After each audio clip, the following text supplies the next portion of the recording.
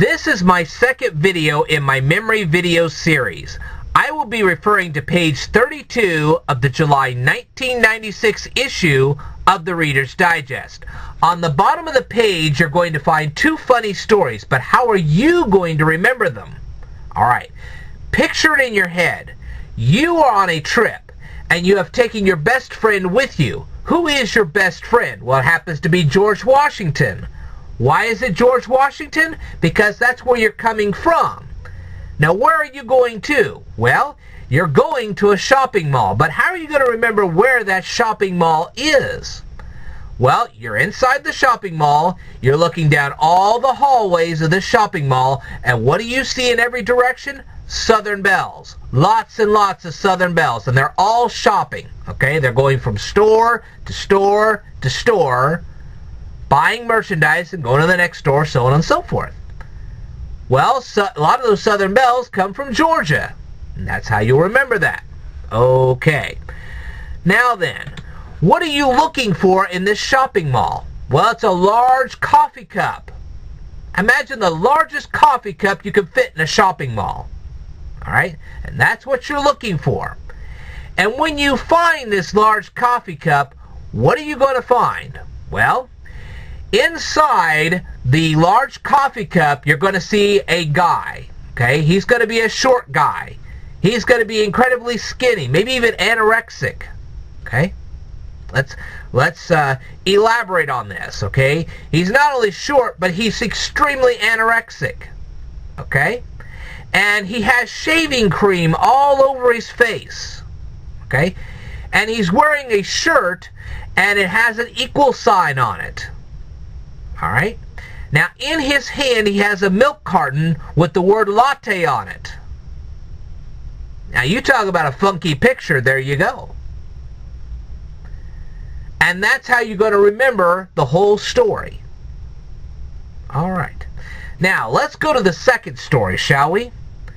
Now, this time, what are you going to imagine? Well, you're going to imagine that you're standing next to an annoying reporter. Okay, your friend is a very annoying reporter. Okay? Now, this particular reporter has a compass in their hand. And what picture do you see underneath the compass needle? Well, it's a map of the United States. And on the southeast corner of that map, you see a ton of carolers. These are Christmas carolers. Okay? And they're singing and they're dancing. And while they're singing and dancing, they're watching automobiles flying off of a mountain. Okay, we have a mountain. These carolers are standing on the mountain and they're watching automobiles flying off the mountain. Okay? Now then, one of the Christmas carolers has a family photo album in his hand. And that's how you're going to remember all of this. See to me?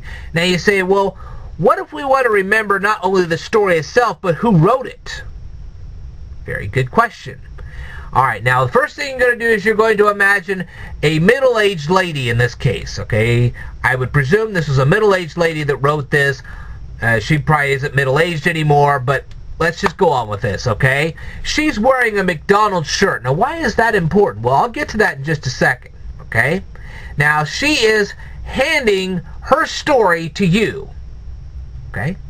This would be called sharing. Okay, so now you're going to be able to remember her first name because she is sharing this story with you.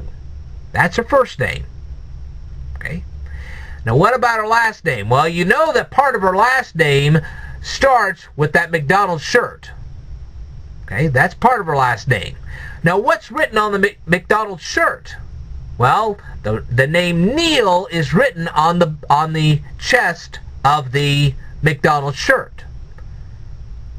So now you have sharing, McDonald's, and Neil. Get the picture? Put all that together, and you have her name. And that's how you remember that. Alright. I will tell you more in a future video, so I want you to stay tuned.